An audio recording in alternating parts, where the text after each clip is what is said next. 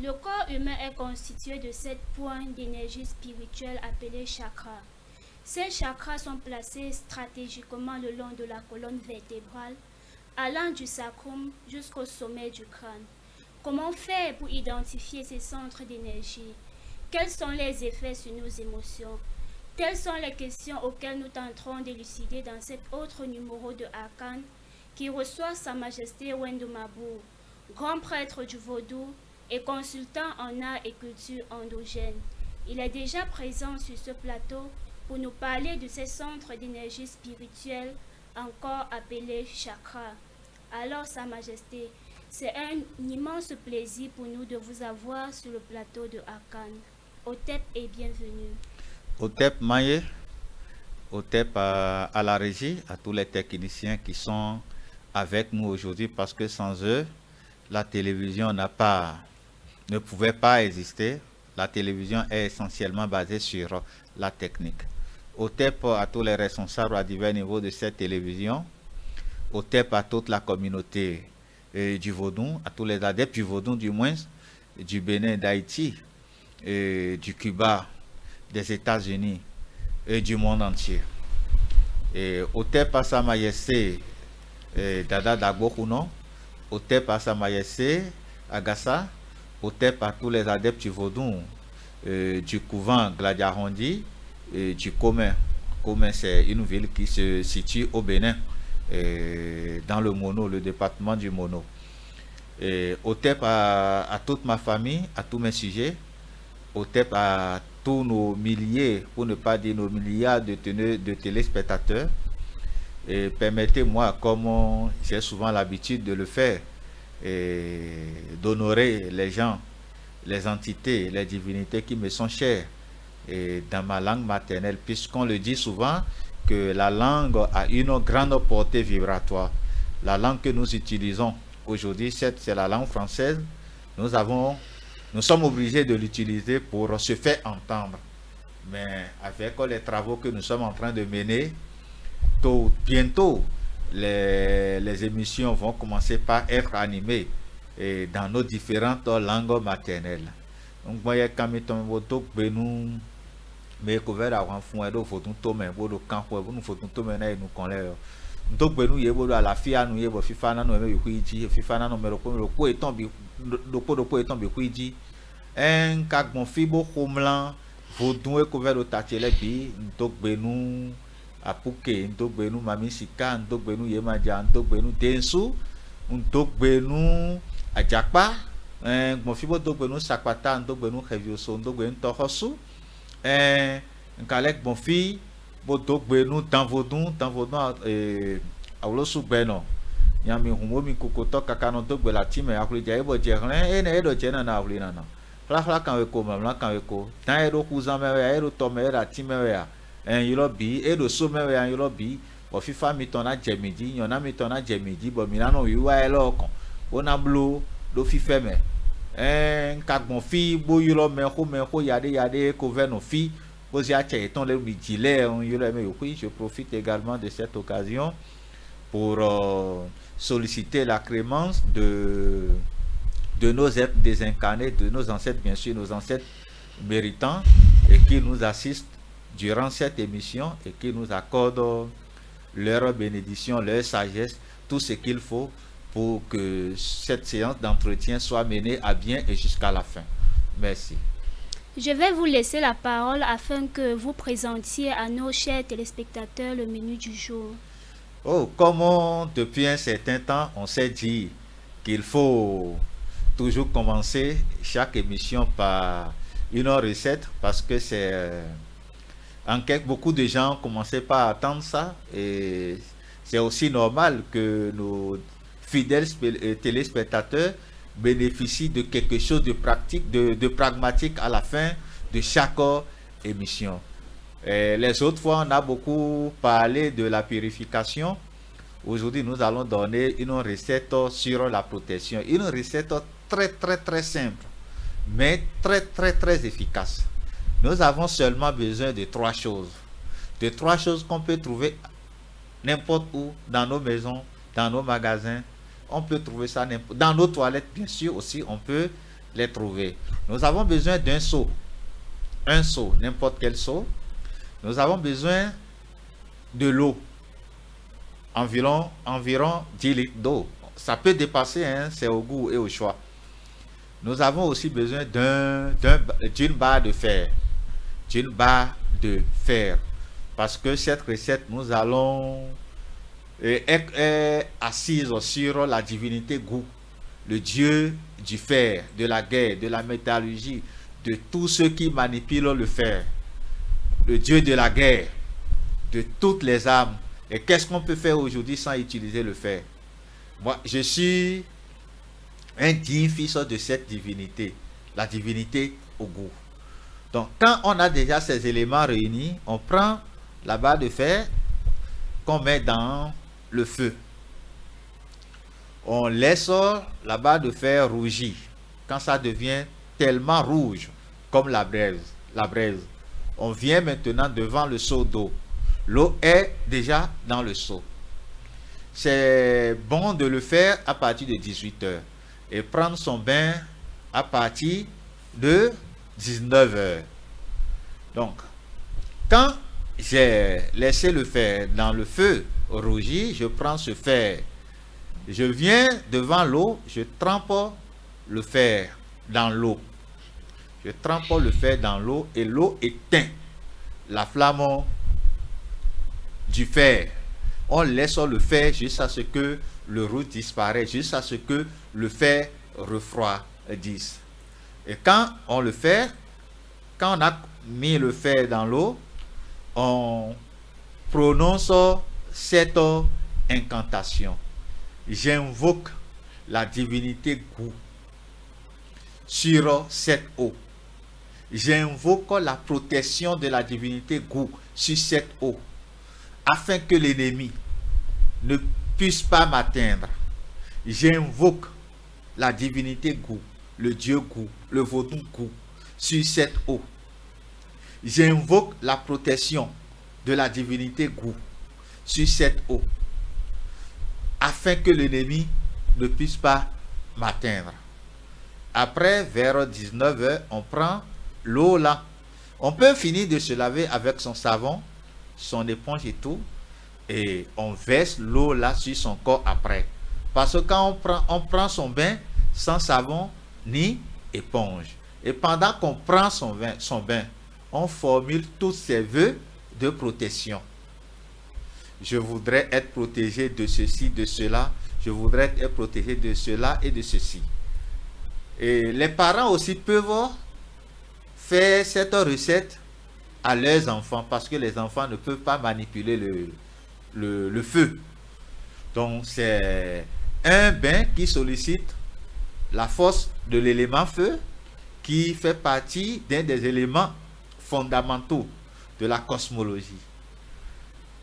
Ce bain aussi fait appel à la divinité Gou, qui est une divinité de protection, qui protège, bon, quand l'Afrique était Afrique, quand je dis qui protégeait, quand l'Afrique était Afrique, où nos dirigeants, nos rois savaient qu'il faut utiliser la force de la divinité Gou pour protéger son armée, pour protéger son village, protéger son peuple. Donc, c'est un bain hautement fort pour la protection. Merci. Merci, Sa Majesté, pour cette recette qui sera certainement bénéfique pour tous ceux-là qui nous écoutent. Je vous propose de prendre une petite transition du côté de la régie avant de revenir sur le plateau, entrer de plein fouet dans la thématique du jour.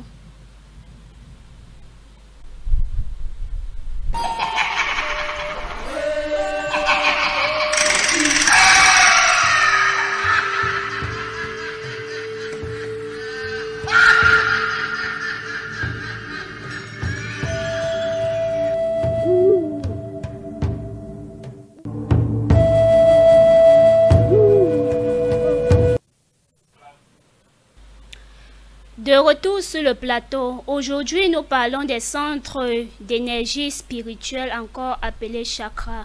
Nous ne serons entrés dans le développement de cette thématique sans toutefois définir cette notion. Dites-nous, Sa Majesté, c'est quoi un centre d'énergie?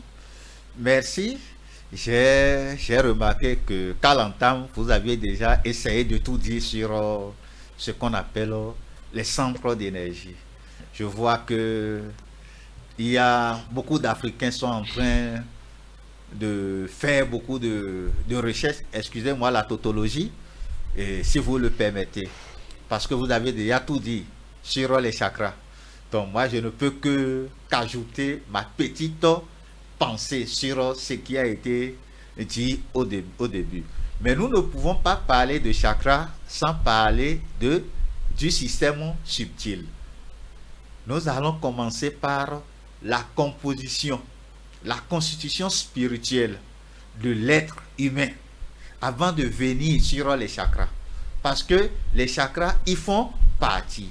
Avec l'aide de la régie, nous allons demander aux techniciens qui nous envoient le système subtil à l'écran. Ça va aider nos fidèles téléspectateurs et par rapport à la clarification de ce thème, de cette thématique. L'être humain que nous voyons est animé des énergies. Ce sont ces énergies qui se présentent sous forme de chakras, ce qu'on appelle en sanskrit, bien sûr, chez les Indiens, chakras. Mais dans une définition simple ou bien dans une affirmation simple, nous allons appeler ça centre d'énergie. Parce que dans ma langue, on appelle ça Atchetin. Les points du pouvoir, les points de la puissance, les points de l'énergie, les centres d'énergie. Et ces centres d'énergie sont situés sur ce que nous appelons les canaux, les 3 canaux. Quand nous prenons ce corps, il y a 3 canaux qui animent ce corps. Il y a 3 canaux subtils qui animent le corps d'un être humain. Quand je parle de canaux, ce sont des routes spirituelles qui sont en nous. Nous allons revenir sur les corps subtils qui sont différents des chakras et qui sont aussi différents des 3 canaux. Mais on retrouve aussi les 3 canaux. Je dis les 3 canaux. Les corps subtils sont liés aussi aux chakras, au centre d'énergie et aux 3 canaux. Maintenant, quand je parle des canaux, je prends, il y a au total 3 canaux. Il y a le canal droit, le canal gauche et le canal central. Je vais l'expliquer un peu pour que les gens puissent comprendre ce que je veux dire par canal.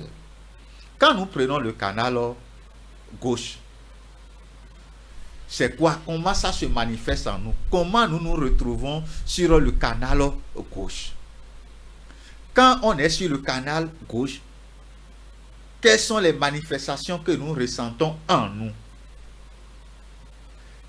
Je vais bien l'expliquer avec des mots terre à terre pour que les gens puissent comprendre. Parce qu'on est en train d'entrer en profondeur dans la spiritualité. Et avec la spiritualité, on ne fait pas d'erreur. Et quand je parlais la dernière fois du voyage astral, ce ne sont pas ces canaux qu'on peut prendre pour se projeter dans l'astral. Donc on va expliquer pour que les gens puissent savoir sur quel canal il faut se mettre. Je parle maintenant du canal gauche. Il y a des gens qui ont toujours leur action, leur pensée dans le passé. Tout pour eux, c'est toujours se rappeler de leur passé. Ils sont toujours dans le regret, dans le remords. J'avais eu 1000 francs hier. Si j'avais su, je l'aurais dépensé comme ça et comme cela. Si je savais la femme que j'ai sur mon toit, je ne pouvais pas, je n'allais jamais l'épouser. Oh, pourquoi l'autre jour, non? Je n'ai pas tout fait pour aller dire bonjour à tel ou bien à tel pour qu'il me donne de l'argent. toute leur pensée est toujours orientée vers le passé. Quand tu te retrouves permanemment dans le couloir du passé, comprends que tu es sur le canal gauche. Et qui n'est pas du tout bien pour un être humain. Parce que ce canal est gouverné par notre ego.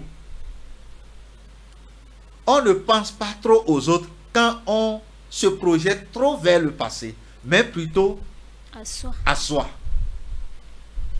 Parce que le passé dont je parle est centré sur l'être humain lui-même.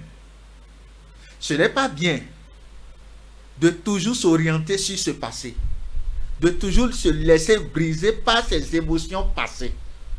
Quand c'est comme ça, il te sera très difficile de te maintenir sur le canal droit, le canal qu'il faut, le canal central du moins, le canal qu'il faut pour pouvoir charger les centres d'énergie en énergie vitale qu'il faut. Voilà ce qu'il en est du canal gauche. Maintenant, prenons le canal droit. Le canal droit est aussi coordonné par notre super ego. L'autre, je parlais de l'ego ici. Maintenant, du canal droit, je parle du super ego. Pourquoi? Il y a des gens qui ont toujours leur pensée orientée dans le futur. Toute leur vie, c'est le futur. C'est vrai, on doit faire des projets pour pouvoir bien les concrétiser. Mais se laisser dominer par le futur, c'est encore très dangereux. Quand je parle de quel futur? Quand j'aurai l'argent, il est assis. Quand j'aurai l'argent, je vais faire ceci. Quand j'aurai le pouvoir, je vais même supprimer la mort. La mort ne va plus exister. Quand j'aurai telle chose, toute leur vie, leur rêve, tout est orienté vers le futur. Et des fois, ce futur même, nous accompagnons vers la paresse. On se voit en train de construire, on peut construire tout Yaoundé ici, tout le Cameroun, dans le futur dont je parle. Quand on est comme ça, il est très difficile pour soi de pouvoir canaliser ses énergies afin de les utiliser dans le présent pour pouvoir se maintenir sur le canal central. Parce que l'objectif de la spiritualité, c'est que nous soyons permanemment sur le canal central. Vous allez voir sur l'écran, il y a les deux canaux dont je viens de parler, de part et d'autre. Et il y a un canal qui est au milieu. Et c'est sur ce canal que se situent les sept centres d'énergie qu'on appelle en sanskrit les chakras. Et nous avons besoin de les vitaliser en énergie, de les équilibrer. Parce que leur dysfonctionnement énergétique nous crée des problèmes, que ce soit sur le plan spirituel, sur le plan physique et sur tous les autres plans. On a besoin de les équilibrer afin de vivre en harmonie avec nous-mêmes et avec notre nature extérieure. Il y a au total 7. Et maintenant, on va essayer de définir ce qu'on appelle centre d'énergie ou bien chakra. Quand vous les regardez, ils se présentent sous forme de roues, sous forme de disques.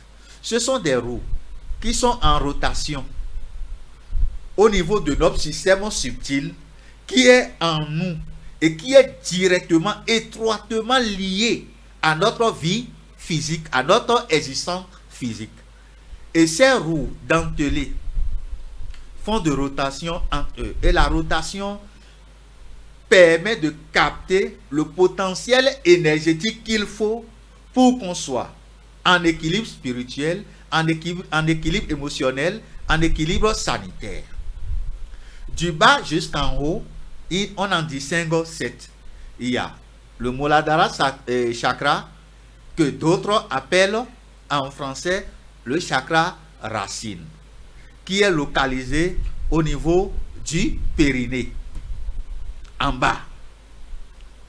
Et c'est même sur ce chakra que se reposent tous les autres chakras. Voilà pourquoi on parle beaucoup plus du chakra racine, le fondement. Le fondement. Vous allez même voir que le canal gauche prend appui sur ce chakra. Après le Muladhara chakra, nous avons le Swazhisthana chakra, que certains appellent le Swazhisthana, qui est le chakra sacré et qui est situé entre le pubis de l'être humain, entre le pubis et le nombril. On va revenir en profondeur sur chaque chakra. Nous sommes en train de les citer. Après le Swazhisthana chakra, nous avons le Nabi chakra, qui est situé à la pointe du sternum, au niveau du bas-ventre. Après ça, nous avons l'Anahanta chakra, que nous appelons aussi le chakra du cœur. Nous avons aussi, et c'est situé au niveau de la poitrine, nous avons le Vishuddhi, que d'autres appellent le chakra de la gorge, parce que c'est situé au niveau de la gorge. Et nous avons l'Agnya chakra, qui est situé entre les deux sourcils. Et c'est ce chakra qui, quand on vit, bon, nous allons revenir sur ça, c'est ce chakra qu'on appelle communément le troisième œil.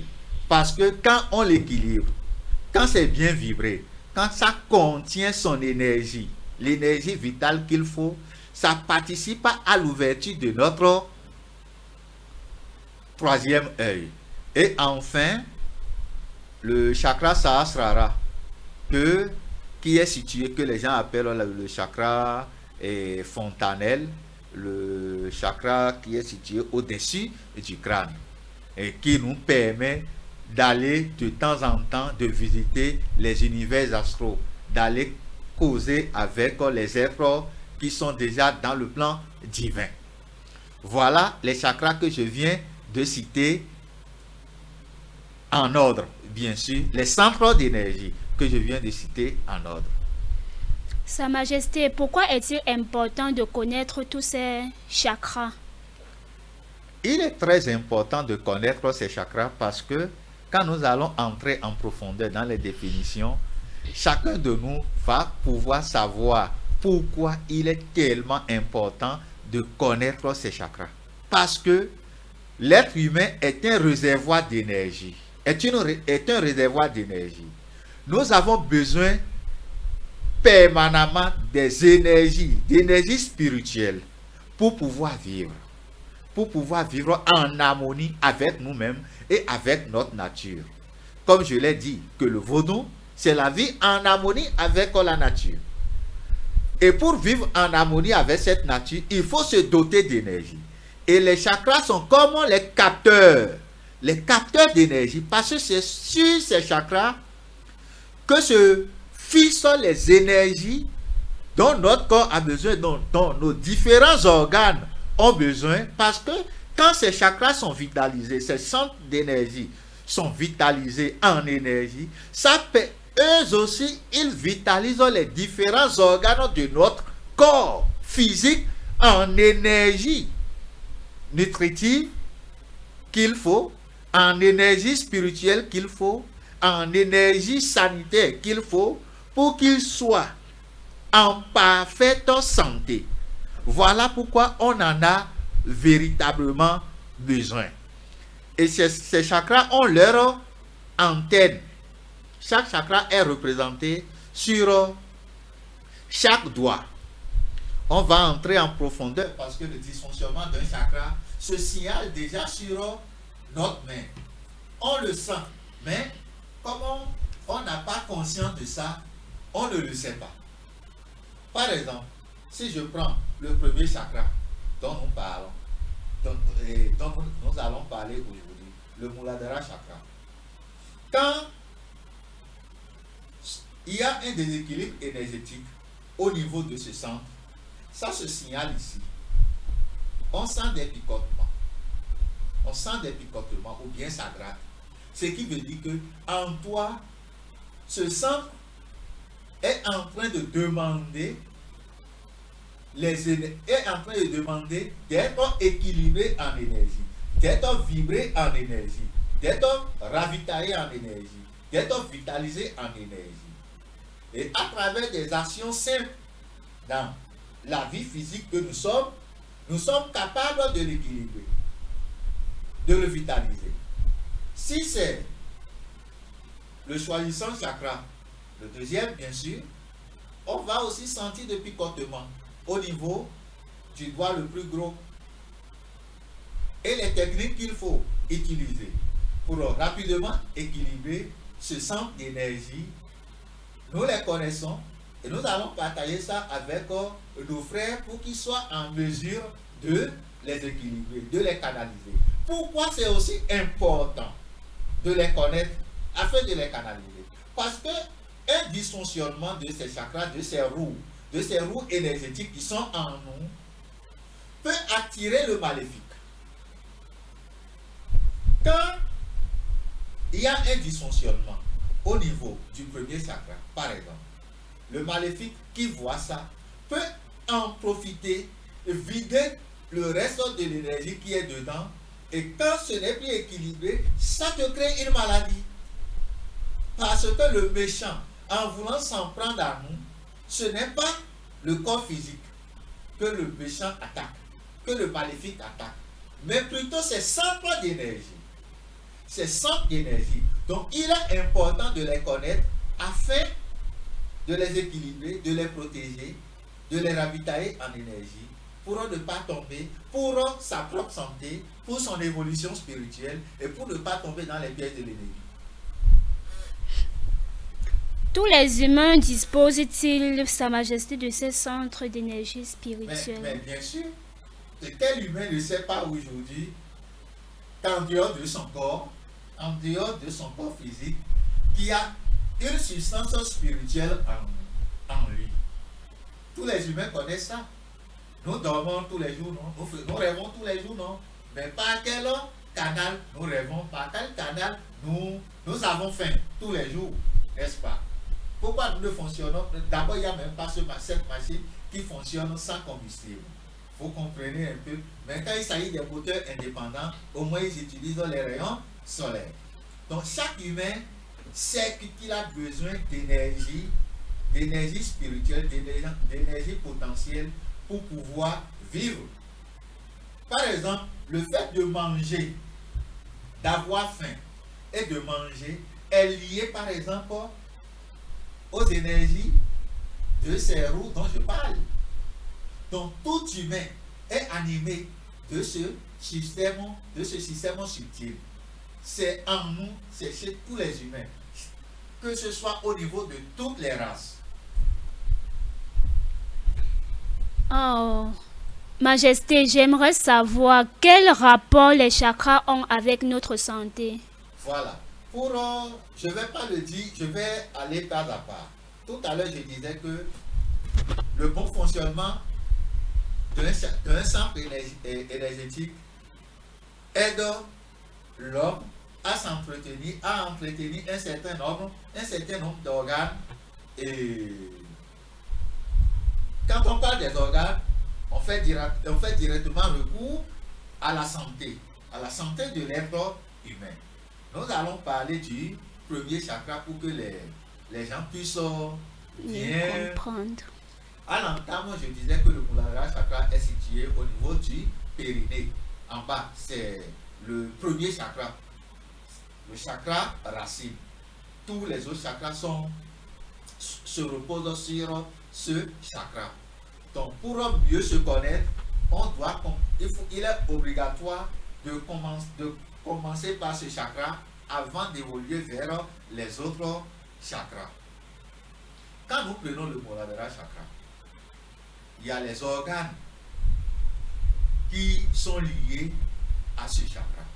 Les emplois sanitaires de la santé que je vais donner. Donc prenons le Muladhara chakra.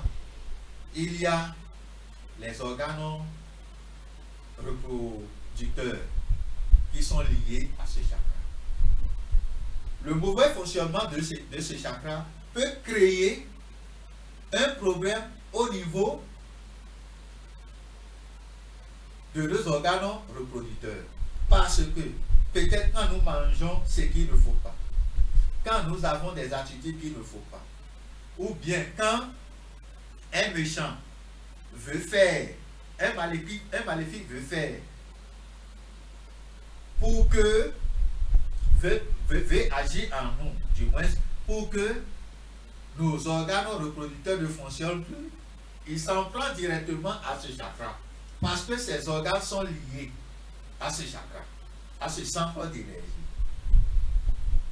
Vous comprenez un peu ce que je dis? Parce que c'est le siège, d'abord, de la sécurité, de la vitalité et de la vitalité. Quand on parle de la vitalité, vous savez tout ce qui y trouve. La force, l'énergie physique, l'énergie sexuelle. Tout est au niveau de ce chakra. Nos sexes, que ce soit le sexe féminin ou bien le sexe masculin, leur bon fonctionnement est lié à ce chakra. Et quand il n'est pas bien canalisé, il n'est pas bien ravitaillé en énergie, quand il n'est pas bien équilibré, ça va créer rapidement un dysfonctionnement au niveau de notre vie physique, parce que ces centres d'énergie alimentent directement notre vie physique, notre existence physique en énergie qu'il faut pour pouvoir vivre en harmonie avec nous-mêmes. Excusez-moi toujours la répétition, et avec notre univers. Ce chakra est aussi caractérisé par l'innocence pure, la sagesse et le discernement. Je suis en train d'évoluer toujours avec le premier chakra, hein, le chakra racine. L'innocence, la sagesse et le discernement. Quand un être a ce chakra développé en lui, quand on le voit, son apparence est caractérisée directement par l'humilité. On vit comme un enfant. On ne vit pas sur le poids de l'ego et du super-ego. Ta vie est tellement simple. Quand il dit que ta vie est simple, je ne parle pas de cette vie misérable et malheureuse. Parce que c'est le chakra, l'équilibre de ce chakra, de ce centre énergétique, nous permet d'avoir au moins nos besoins quotidiens. Quand je parle de nos besoins quotidiens, la nourriture, c'est à travers ce chakra que nous ressentons l'envie de manger, l'envie de faire les besoins, l'envie même de faire les besoins, quand je parle même d'envie de faire les besoins, même l'envie, c'est les envies sexuelles. C'est à travers ce chakra. Quand ce chakra est équilibré, tout prospère autour de nous. Vous comprenez ce que je dis maintenant. Je dis que c'est aussi le siège de la sagesse. C'est caractérisé par la sagesse. Les gens qui ont ce chakra développé et évolué en eux sont des gens sages. Sont des gens qui connaissent, qui ont la capacité de connaître le vrai du faux, le mal, le bien du mal. Voilà pourquoi je disais que quand c'est développé, tu as automatiquement la faculté de discernement. Voilà pourquoi il est très important pour nous de le connaître et de vivre de manière à ce que ce centre énergétique soit toujours équilibré en nous pour qu'on puisse facilement profiter de ses vertus. J'ai fait son rapprochement avec nos différents organes. Quel être humain ici, que ce soit femme ou bien que ce soit une femme, ou bien que ce soit un homme, va se plaire quand il sait qu'il n'est pas puissant sexuellement, qu'il n'est pas fécond sexuellement, quand elle sait qu'elle n'est pas féconde, quand elle sait qu'elle ne peut pas rendre son homme ou bien son copain, son mari heureux. Donc, c'est lié à ça. D'habitude, si on doit peut-être soigner ses mots, il faut d'abord commencer. Le premier travail qu'il faut faire, c'est d'abord commencer par canaliser, par équilibrer ce centre en énergie. Sinon, tout ce qui concerne le physique, les envies physiques, les envies charnelles que nous avons, nous ne pouvons pas nous en sortir. La nourriture fait partie des envies charnelles. Les envies sexuelles aussi font partie des envies charnelles. Mais à côté de ça, il faut l'innocence pour mieux l'équilibrer. Pour mieux l'équilibrer, d'abord les vertus que nous devons d'abord cultiver. C'est d'abord l'humilité. C'est ça qui caractérise l'innocence. Apprendre et respecter les lois de la nature, les lois de la base. C'est ça qui va nous accorder la sagesse. Et quand la sagesse, une fois cultivée, se met en nous, nous avons automatiquement la faculté de discernement. Parce que sans ça, nous ne pouvons pas éveiller notre Kundalini, parce que c'est sur ça, quand je parle de la Kundalini, c'est l'énergie qui permet de partager, de faire circuler d'abord les énergies dans les chakras et de les partager, de les équilibrer pour qu'on puisse facilement se retrouver au niveau du dernier chakra. Parce que quand la Kundalini monte, ça traverse l'énergie dont je parle, on va revenir bien sûr dessus, parce qu'on est en train de parler des chakras. Ça doit monter de roue en roue pour se retrouver ici. Et quand ça se retrouve là, c'est là que nous pouvons facilement entreprendre nos différents voyages, nos différents déplacements spirituels. Parce que quand on est malade, spirituellement et physiquement, on ne peut pas effectuer ça. C'est impossible. Maintenant, une autre qualité de ce chakra, et il est très important de la connaître. Pour mieux vivre en harmonie avec ce chakra, il faut respecter l'environnement dans lequel nous sommes. L'environnement dans lequel nous sommes. Le respect de l'environnement. Ne pas faire pipi n'importe où et n'importe comment. Parce que il y a des endroits qui sont réservés pour les besoins. N'est-ce pas? Parce que les organes d'épuration et les organes d'excrément sont liés aussi à ce chakra. Notre anus est lié à ça. Excusez-moi quand j'utilise ce mot, mais il faut que j'utilise les mots comme cela se doit pour que les gens puissent comprendre. Est lié à ça. Tout le système qu'il faut pour que nous puissions évacuer les déchets sont liés à ça. Quand il y a un dysfonctionnement, ça nous crée des maladies telles que les hémorroïdes, ainsi de suite, ainsi de suite. Donc, c'est obligatoire de vivre en harmonie avec ça, de vivre en harmonie avec sa nature, de la respecter, l'univers. Quand on dit que tel endroit, il y a l'eau, la rivière, que la population utilise, quelqu'un qui part souiller, faire pipi, cracher dans ces endroits, va s'attirer ce chakra en énergie négative.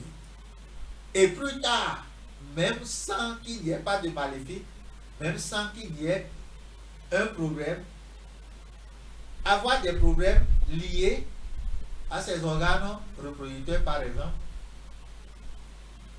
voilà pourquoi on doit les connaître, on doit connaître ses qualités parce que c'est lié à notre environnement terrestre. L'élément qui est associé à ce chakra, c'est l'élément terre. C'est la terre.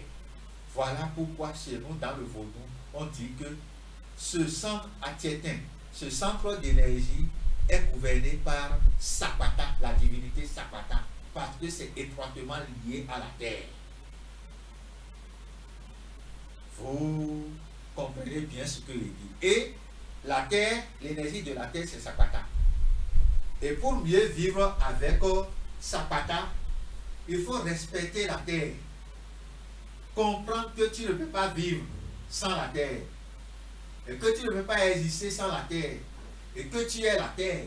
Et que notre corps, même c'est la terre. Le microcosme que nous sommes. Nous sommes la terre en ce qui concerne la vie physique.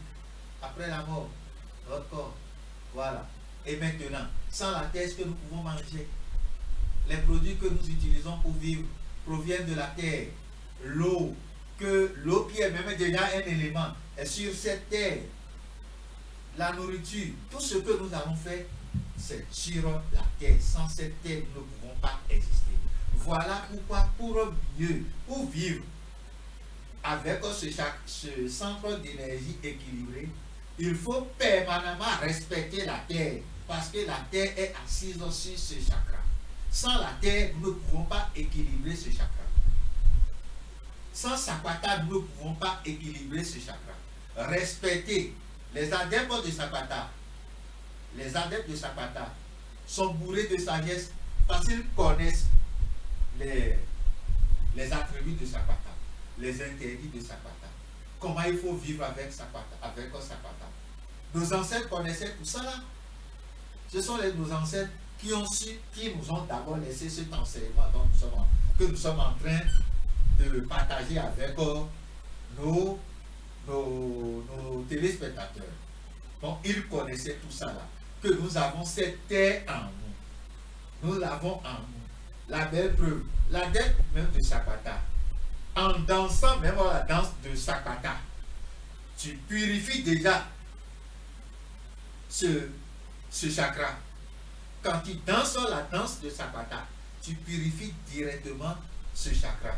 Ce qui veut dire que ce chakra a aussi besoin d'énergie physique pour se purifier, pour s'équilibrer. Parce que la tête de Sapata, quand il danse, il utilise son corps pour décliner les mouvements. Il utilise son corps pour se comporter comme la roue énergétique dont je suis en train de parler. Il utilise son corps pour décliner les mouvements de rotation de cette roue, les mouvements de rotation de la terre, de Sapata. Vous comprenez ce que je dis? Donc, voilà. Et l'une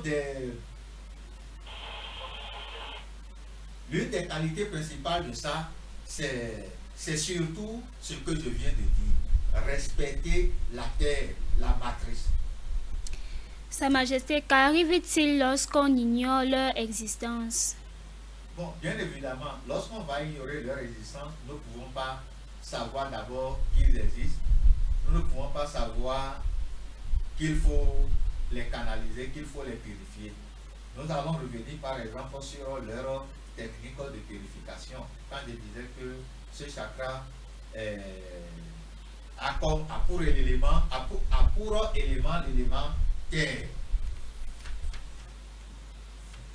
De la même manière qu'on sait que la couleur de ce chakra, c'est la couleur rouge. Voilà pourquoi autrement on l'appelle le chakra rouge. Donc pour le purifier, si on ne connaît pas leur existence, nous ne pouvons pas les purifier. Nous ne pouvons pas le purifier. Ne pas pouvoir le purifier, ça peut nous rendre malades, comme je viens de le dire. Ça peut faire que nous soyons toujours dans l'état d'inconscience, parce que quand on n'a pas la sagesse, on est inconscient. Quand on n'a pas la faculté de discernement, on est inconscient. Et comment purifier ce chakra? Ce chakra est d'abord gouverné par une autre planète, la planète basse, à cause de sa couleur, la couleur rouge. Et pour et son jour, c'est le mardi. Je suis en train d'entrer en profondeur pour que les gens qui me suivent puissent bénéficier de cet enseignement. La couleur rouge, son jour, c'est le mardi. Donc, pour mieux le purifier, il faut toujours chercher à avoir la pierre corail chez soi ou bien les pierres rouges. Quand on a les pierres rouges, il faut les déposer sous un banc ou bien sous un tabouret, sous une chaise. Tu t'assois seulement dessus, ce qui veut dire que tu es en train déjà d'équilibrer l'énergie ou bien la pierre corail, tu es en train d'équilibrer l'énergie. Et pour le faire, c'est préférable de le faire. L'exercice que je suis en train de dire, c'est préférable de le faire les mardis. Et il faut qu'on s'habille aussi en rouge pour le faire. Parce que la couleur rouge est sa couleur. Et si on ne le connaît pas, est-ce qu'on peut faire ça? Impossible. En dehors de ça, il y a beaucoup d'autres techniques spirituelles qu'on peut utiliser pour pouvoir équilibrer son énergie, pour pouvoir le ravitailler en énergie. La consommation, par exemple, des fruits et légumes rouges permet de mieux le purifier afin qu'il vibre en nous. Les fruits rouges, quand je parle des fruits rouges, vous connaissez bien sûr qu'avec moi les fruits qui ont la couleur rouge, ça purifie ce chakra. Merci. Madame, Monsieur, nous sommes arrivés à la fin de ce programme. Merci à vous, Sa Majesté, de nous avoir irradié de vos connaissances. Merci à l'équipe technique. Merci également à vous qui nous avez suivis. Restez en compagnie de nos programmes qui se poursuivent.